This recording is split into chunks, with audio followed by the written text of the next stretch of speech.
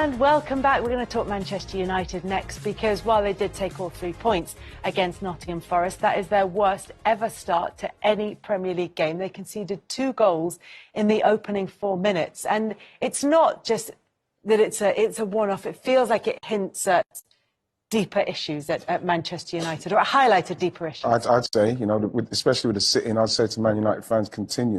Don't just sit in when you win. People saying, oh, you're only sitting when you lose. But they should. I was quite pleased to see them do that sitting when they lost. But, like, you look at Man United and it has to come from upstairs. There's too much going on. There's too much toxicity around the place. And the sooner they change that, I think, on the pitch, because I think they've got the players. You can see the fact that they came back. Bruno Fernandes, whatever people say, he's literally lifted the team up and he's dragged them through. They've got that quality. But I just think that there's just so much. It's just too up in the air. Players just signing. You know what I mean? Everything was happening. Nothing seems to can go right for them. Even though they've gone 20 games unbeaten at Old Trafford. Nothing seems to go right for them because there's too much going on, I think. It needs to be sorted out upstairs. Yeah, it does feel like a club where you walk in on match day at Old Trafford and there is a lot happening. Absolutely. I got trapped in the Munich tunnel last year on a protest day for a home fixture. It was that fixture against Leicester, actually.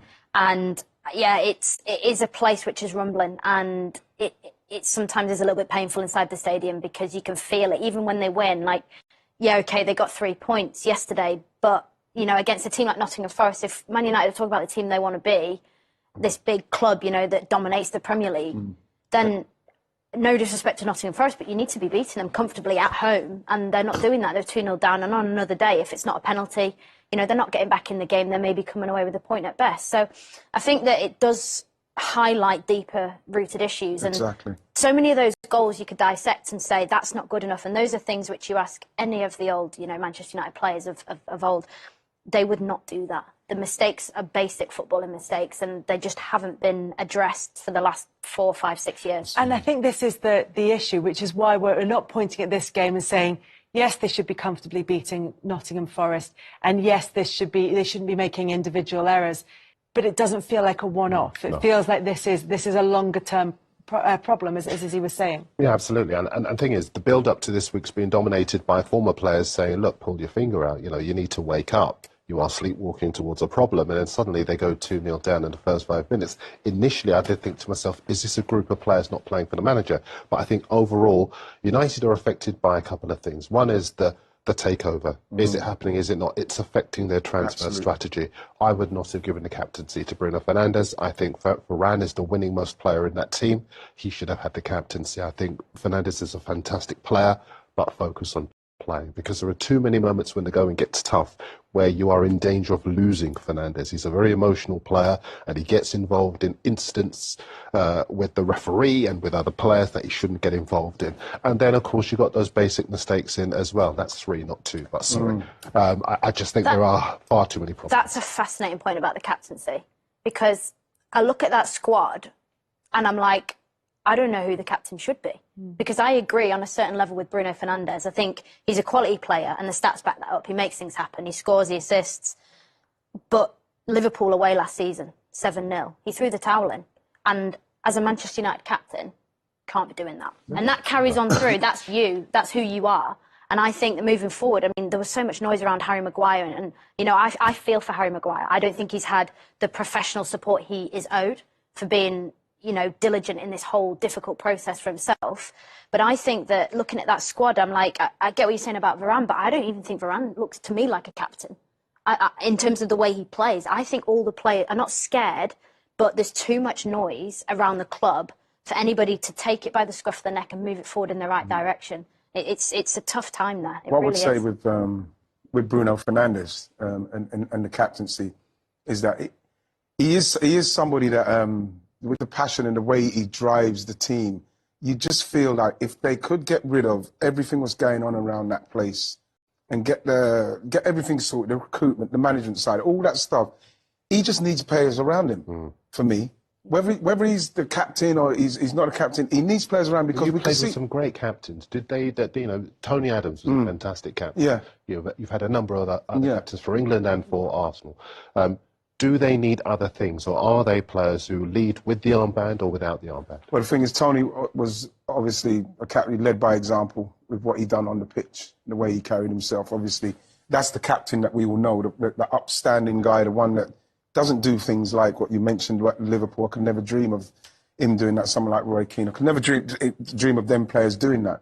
But in the current climate, the way he's playing, and people seem to give the captaincy to the best player, the most influential player, he's somebody that, when you watch how he plays, he looks to me like he's very frustrated. He needs better players around him, much better players around him, players of the same stature and higher, so you can hold him to account as well. I don't think there's many players in that dressing room that can say too much to him, even though you can see Varane's won a lot more than him.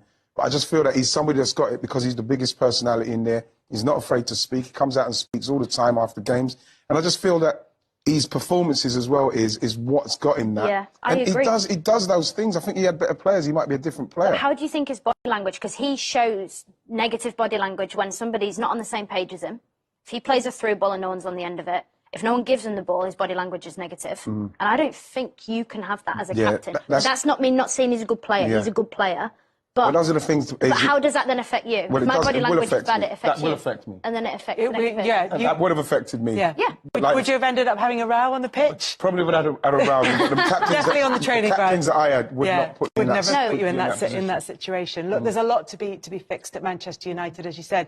It's a place where it does feel there are fault lines running throughout it, and they may yet be able to get past them. They've got Arsenal up next. It's going to be fascinating to see how that one goes next weekend. Should we bring the mood down and talk a little bit about Arsenal? You're not too despondent. No, it's only a draw against Fulham. Yeah. But having taken the lead in that game, you go behind really early on. You think, right, fine, we'll play our way back into it. This should be, let's lose our head. They did it, but to concede that equaliser, is that what will make it all feel very flat? That's probably, but it's early in the season. It's something that you want to. If it's going to happen, it happens now, so as people can look back and see, right, what are we doing? What's lacking concentration? Yes, the manager's moving things around, certain players not playing that fans want playing, but I'd still feel that we showed enough in that game where you say, OK, we've got that about us, but the lack of concentration, the conceding of goals early in games is a big problem for me at the moment, because if I'm any team coming up against Arsenal now, I'd say, OK, let's start fast. And then at the end, let's stay in the game. If it gets to the end, let's stay in the game, and then let's see, because they're conceding goals as well. So I think they're it's being one of the teams that's meant to be up there, meant to be challenging. There's a lot of pressure that comes with that, and I still feel he's trying to find things out. Thomas Partey in that inverted. What's going to happen? Where do you stand on that, the Thomas Partey at right back? Well, I can see what he's trying to do. He's trying to get an extra man inside there, so as you can keep the play moving, another midfielder in there, But then when Zinchenko comes, then you've got to, obviously, then Declan Rice, who likes to play on the left. There's a lot of things that he's going to have to do, because Zinchenko, is he going to come in? Is he going to play Wright, Saliba, Gabriel, and Zinchenko when he comes back? Is it Partey and Rice? So there's things that I think fans would maybe like to see go back to a kind of bit of normality. But I think that if you're going to try something, then you try it at this stage of the season, see how it works. Because I think last season, at the end of last season, he was starting to use Partey in that position. Not sure it's working too much in respects of the fans. I don't mind it when dropping in there, but I believe that our biggest worry is concentration just now, because we've got the quality, we've got the ability. It's concentration. Look at those fixtures, though. Manchester United, then Everton, then it's the North London derby, then Bournemouth and Manchester City this is the Premier before League, the international break. Chelsea on the other side of it. I mean, I know it's but you can have a more comfortable run of fixtures. You can, but the thing is that Arsenal, with the monies we've spent and the players we've brought in, the attitude of the team, the attitude of the manager, we're not bothered about the fixtures. It's about getting to that next game and making sure that you don't lose it, and putting the kind of performance where you don't lose it. Worst ways, you don't lose it, and then you win it, because we're in a different mindset now. We can't look at them teams and worry. What we were saying about Newcastle earlier. This is where Arsenal are. Do you think Partey will play it right back in those games? I think that Mikel, he might go with it, but I'd get the back four back in with Ben White and Saliba and Gabriel and Zinchenko. Then Zinchenko inverts. But then what happens with Declan Rice? Does Declan Rice go on the right side? I know he prefers the left, but I think that this is the time to experiment. Let's see how it goes. If it's not, then he can go back to what he does, 4-2-3-1, or whatever he wants to do, 4-3-3. But I don't mind it at the moment because, again, it's like when Arsenal draw, it's like everybody's like a downer for everyone. We've only drawn the game. We've drawn the game. We haven't lost the game. God. But if it had been a late equaliser scored by Arsenal, it would feel a lot different. It would have been, yeah. And A late I was kind of like having myself in my house. I was having myself because we got to 2-1 and then Paulina scored, so it shut me up. So Mikel Arteta experimenting with bringing a full-back into midfield, or as Ange Postecoglou calls it, just copying Pep, mate. We are going to look. Ramping up on some teams because we've got, what, about 20 minutes left of this transfer window, and once it's shut, it is shut. So there you go, 20 minutes and 35 seconds and counting. So we'll still be on air, and actually I've got some breaking news for you because Manchester United have confirmed the signing of Sofia Amrabat on loan. Good bit of business there. Very good. Top player, but it's exactly what they need. I mean, Man United at times, I watched them against Wolves the following week, you could literally put, it was like a knife through butter in their midfield. So he comes in, he's everything they need just to shore them up, give them that support next to Casemiro because he's looked quite vulnerable at times. So real top player. I don't know about you, John, but I absolutely loved watching him throughout the World Cup. We followed him, all of us, didn't we? And you know, Morocco did a really good job of getting all the way to the he was brilliant in the World Cup. I thought he was disciplined. I thought his intercepting was brilliant, and not only intercepting balls, sort of. And then winning the ball back and making sure that he gave it to a Moroccan shirt. He never wasted the ball, very disciplined, and I think he'd be a great signing for United. Well, they have a big game, don't they, coming up this weekend at the Emirates against Arsenal, and we're going to hear from Mikel Arteta, followed by Erik Ten Hag. Kieran, Nuno today, good thing for them and for the club? Well, we're working together to find the best possible solutions, and we found them. And I think the players are happy, and the club in general. I think we did some good business as well. With Balogun, it's obviously a permanent deal and a good deal as well, because pure profit, an academy graduate, and I think a 17.5% sell-on clause as well. Well, we didn't have now space for him in the squad to give him the minutes that he needs, and he did really well just last year in his long period, you know, and he's evolving the right way. And he wanted as well the chance to continue developing his career. He's going to a really good club that have huge experience on developing talent, as everybody knows. So really happy for him as well. It's deadline day. Are you as excited as the rest of us? You should be tired. You've been doing that for many months. So I think it's the end, at least here in the UK, not everywhere, but at least here. So yeah, let's finish it in the right way. Mikel Arteta. Deadline day, MADD, mad. Is it going to be a mad one or a serene one for you? For me, serene. I don't have to do much more work. It's more all the recruitment, everyone, the boys, trying to finalize a few things still today. And then that'll be outs, obviously, because you did your business for ins early on. Yes. Can you bear with us if I play a little game of stay or go? In what sense? Please come in, you mean? I don't expect anybody to come in. Stay or go? From holding, stay or go? No, I'm not going to reply anything, you know that. So it's not stay or go, it's no? There is nobody else coming in that we don't expect.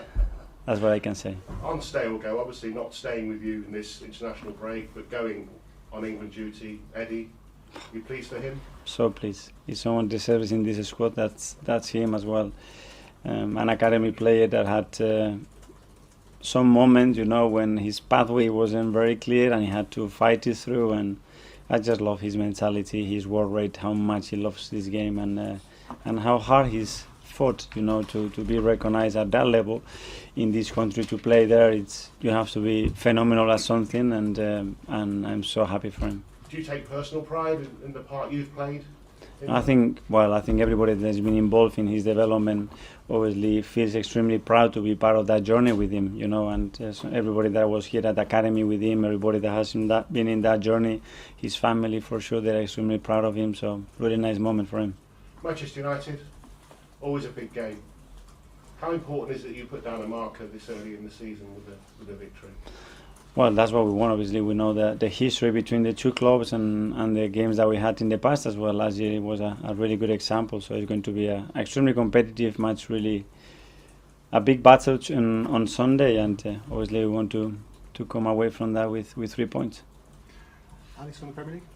Hi. On Manchester United on Sunday, as Gary touched on there, billed by many as a huge fixture despite how early into the season we are just now. How much do you view this meeting as an early indicator of both clubs' credentials for the Premier League title? I don't know. I think it's that early in the season. You know, we all want to win games. We want to play the best possible way, and that is not going to dictate. But obviously, it gives you momentum. It gives you belief. And before the international break, it's always very important to finish well, to win your game, and go back now in September with another block of games before the next one with a high.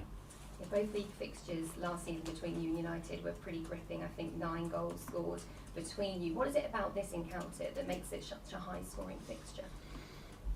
Well, first of all, the quality of the players. Obviously, there are a lot of offensive top players in the two teams, and they as well probably the approach of both teams, the way they want to play.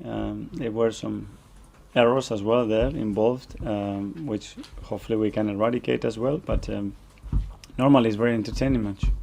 Yeah, you remain unbeaten after 3 games, 7 points from 9, a return only bettered by Man City so far. You spoke though of your frustration at points lost in Saturday's draw against Fulham. How much do you feel that last season's title challenge has raised expectation around the club's ambitions this season for yourself personally and also for your fans? We raise the level in everything that we do every single year, and we have to demand each other more and better, and this is what we do. And when you see the reaction when you draw a match, I think it's a great indicator of where you want to be and the demands that you put to yourself. And finally for me, you've been fairly experimental in your lineups in your opening games so far compared to last season at least. So I just wonder, how happy are you with the effect that those changes have had on your team as a whole, and how happy are you with your players up to now? Really happy. I said against Fulham, after watching the game twice, that we played 10 times better.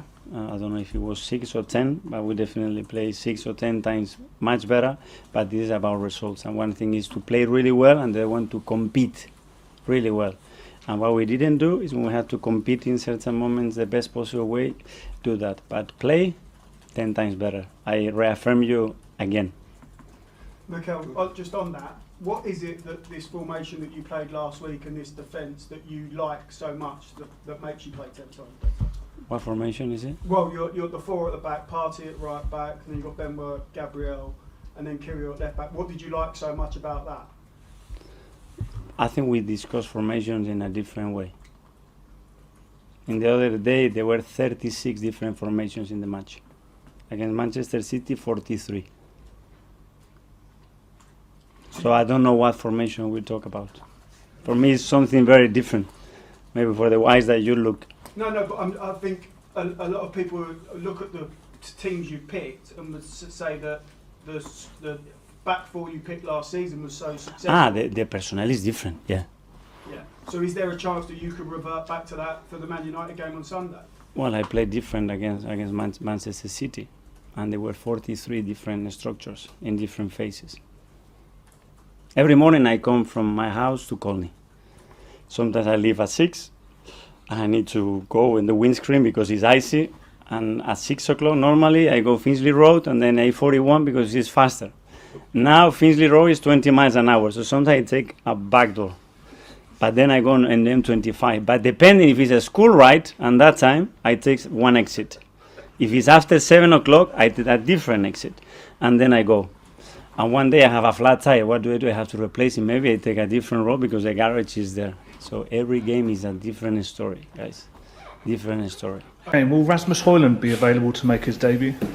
Yes.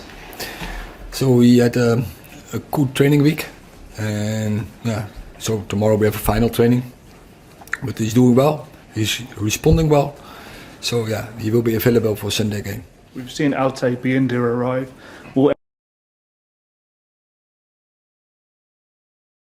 Will he be eligible to be involved on Sunday, and will anyone else potentially arrive and be available?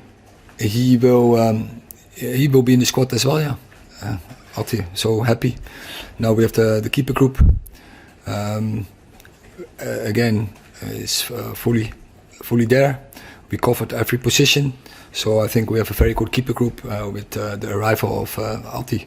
Is there a chance of anyone else signing in time to play on Sunday?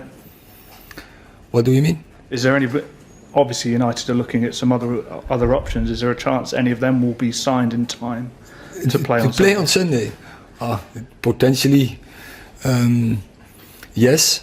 Potentially, yes. Could be, because but then we have to request it by now.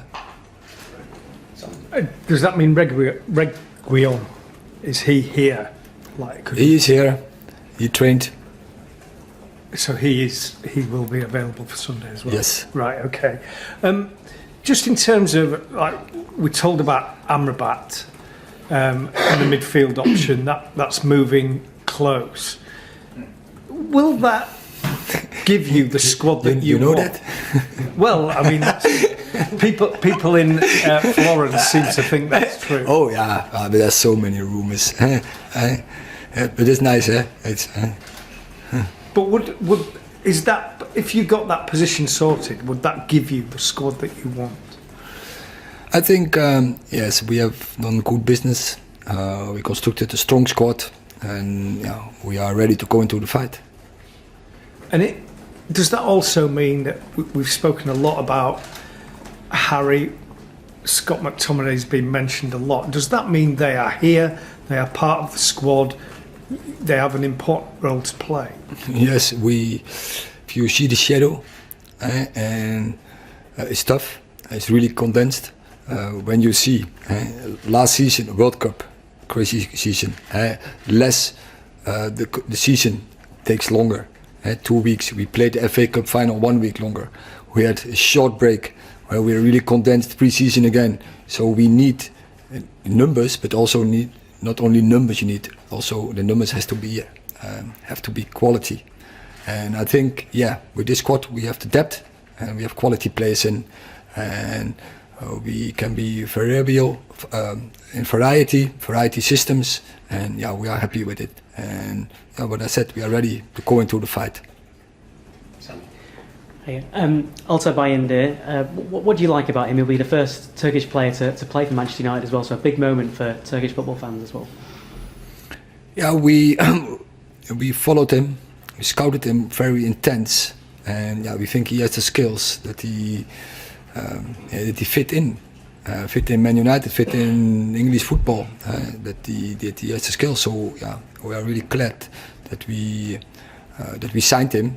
And we are confident that he will make a lot of progress in the coming period, the coming years, and he will be a huge contribution to our game. And you mentioned Sergio Reguilon has trained with the club. What qualities will he bring in that position? Is he up to being thrown straight in and replacing at full-back immediately? He's a very experienced player, a player for big clubs, player already a lot of games. In La Liga, in Premier League, so he has, I think, a very good background. We have seen he can play very intense football. So we are happy. While we had a problem with Luke Shaw injured, time last year injured, for a long time out. So I think we responded very well on that emergency situation. And Sofian Amrabat, I know he's a player you worked with at FC Utrecht. Again, really a player who could make a difference this side? I can't tell, because I don't know if we can sign. So if we have news, we will report it immediately. One more, if I may. Andre Onana, quite cryptic on social media about whether he might be playing for Cameroon and coming back to the side there after withdrawing from international football. Do you know any more about that? Because obviously the Africa Cup of Nations is in the Ivory Coast this year in January, and there'd be an impact if he does play. I know everything about it, so of course we spoke about that situation before we signed him, and we will be in good contact with Andre, how to deal with the situation. So is he able to play for Cameroon again? But I said I'm in good contact with Andre, and we are on the same page. We know what to do, and also we know how we constructed the squad, how we can deal with it. But as I said, we have to speak about. And then we will make a decision. Last question in this section, PLP.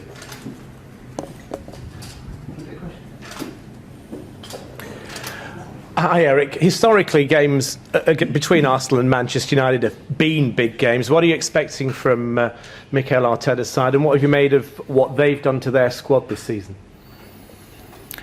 It's one of the biggest games in the Premier League, and how we're really looking forward, of course, that fight, and really always interesting games, intense games. I think it's very two teams who really play offensive football. The right intentions, I would say. The audience is always the big winner of that game. So yeah, really looking forward to have that game. And just finally, the Champions League draw. What have you made of your group? And if you do get the additions that are hopeful for today, have you got the depth of squad to tackle 4 competitions? I think, yeah. But therefore we need, as you say, we need the depth to go into the 4 competitions, but also our players, the most of them are international players for the nations, so they will go all over the world. So yeah, we have to cover that. We have to be prepared for that situation, that we always can put a competitive team on the pitch. It's a lot of expectation. It's quickly, yeah. just one final question, if I may. For this section? Yeah. There's a lot of expectation on Rasmus Højlund. Are you expecting him to make an immediate impact, or do people, fans in particular, you and the coaching staff, have to be patient with him? Because there's a big focus on him, isn't there? It's a big spotlight. Yeah, I think for every player, it's a big spotlight. At United, you have to perform. And so in every position and every player. Is he fit enough to start this weekend, would you say? Or was that too soon? Well, I think he's ready to start. We're all really looking forward to this one. And I wonder how you see this, Karen, because I think it's quite a good opportunity to gauge where both teams are at, because they haven't been that convincing this season. No. I think Arsenal went big in the transfer window. There's that pressure, that expectation, right, go and do that next best thing of winning. And that, for me, when I've watched them the last few games, they've played a little bit differently from last season. Last season, I thought they moved the ball so quick. It was rapid. It was just, I was so impressed with the intensity. This year it feels a little bit slower, but a little bit more controlled. But I felt they've struggled to break teams down, even though they have scored. But I expect them to have that intensity at home against Man United, because, like I said just a minute ago, Man United looked really vulnerable through that midfield. So if Arsenal really go for it with that pace at home, I think they could cause some big problems for Manchester United. But Man United as well are not playing well, but finding results. So you're right, both teams not in the rhythm, but 2 top teams really figuring it out. I mean, it's a sign of a good side as well, isn't it, when you can win not playing the best, especially at the start of the season. But for Arsenal, I wonder, how do you think they're coping with being a team now that everyone wants to beat? Because it comes with a different sort of pressure, doesn't it? Well, expectation level, being at the top of the league for so many weeks. I think it was a record, actually, in the Premier League. They were at the top, leading the way. Great players. Saka, Martinelli, Nketiah, back in the team, scoring goals, playing ahead of Jesus. Rice, I think Rice makes them automatically better, stronger. You could arguably say that West Ham wouldn't have did what they did last season without the influence of Declan Rice, so he's a brilliant signing. Defensively, Saliba, Gabriel, you know, they've strengthened at the back. And I genuinely feel Arsenal will have another top 4 season. Not quite sure if they can topple Man City. Man City, they're just a different animal. Don't know if anyone can. Oh, they can call on so many players. But I think Arsenal have to try. You know, they've added to the group, as I said, Havertz as well.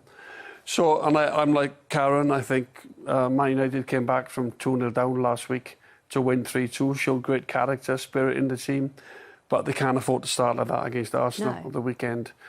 I mean, if Arsenal I know Arsenal were pegged back as well by Fulham, as you said.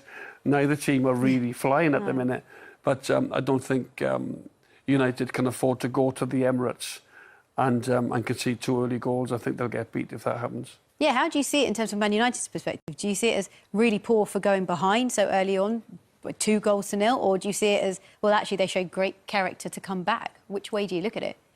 Like I said, the story in the start of the season, I think Man United have been poor, but when you have players like Rashford, who's playing his more preferred position on the left, and you've got magical players that can just create something out of nothing, you've always got a chance, and that's why they've probably spent 1.5 billion since Alex Ferguson's left. So I have to say it was a great comeback, and again, Rashford at his best. It's like a flow of attack. I've been there. I went 2-0 up one year at Man United to Coventry, and we ended up losing 4-2. It's waves and waves and waves of attack, and just naturally you just drop. You're almost camped out on the edge of your 18-yard box. When that row, United get one back, they get two back, it's almost like it's inevitable they're going to get a winner. And I think that's what happened. I think they just caved in after a really great start at Nottingham Forest last week. Yeah, I mean, they've obviously, we're talking about signings, obviously, because it's the transfer deadline. The window shuts very, very soon indeed, about just under 20 minutes to go. But the signing of Højlund, I mean, this is a game that he could make his debut. He is fit enough to do so. Is it a game, do you think the manager will start him in, or is it too big a game to make your debut in? Personally, I'd probably wait. For me, it's a real big game. But then if tactically you think he's fit and he's available, and I can have a target player. I've got a goalkeeper now that can play short and draw you in, and Arsenal will press you because that's what they'll do, and you can bang, skip it and go long to the target player. I'm sure John will know more about that than me. But if you have that option, I think it's a really good one. So I personally wouldn't, but if the manager, Ten Hag, believes tactically he can win us a football match and he's going to be our out, then he might play him. What's he paid for him? 72 million? Something like that? Yeah. A lot of money. A lot of money. How can you buy a player? I mean, I'm sure the player would love to make his debut in a game like this, but it's whether the manager thinks he's ready. He'd be chomping at the bit to get going, to get started, score his first goal for Man United, go and show the supporters you're worthy of that price tag. I know you haven't got much to say as a player about the price tag, but he's very, very highly rated by Ten Hag. He should be in the team. Get in the team. Go. We need you. We need you right now at Arsenal. We need a centre-forward to score us goals with Rashford alongside him, do you know? So I think the big question, though, John, is Amrabat fit? Because I'd prefer to play him, personally, after seeing Man United's midfield the last few weeks. It's what they need. Yeah. If he's fit, I definitely would play him next to Casemiro, but whether he wants a centre-forward in, you're going to back your centre-forwards, aren't you? I love it. I just think big summer signing. Get him in. Yeah. Get him in. What better place to go and start other than Arsenal?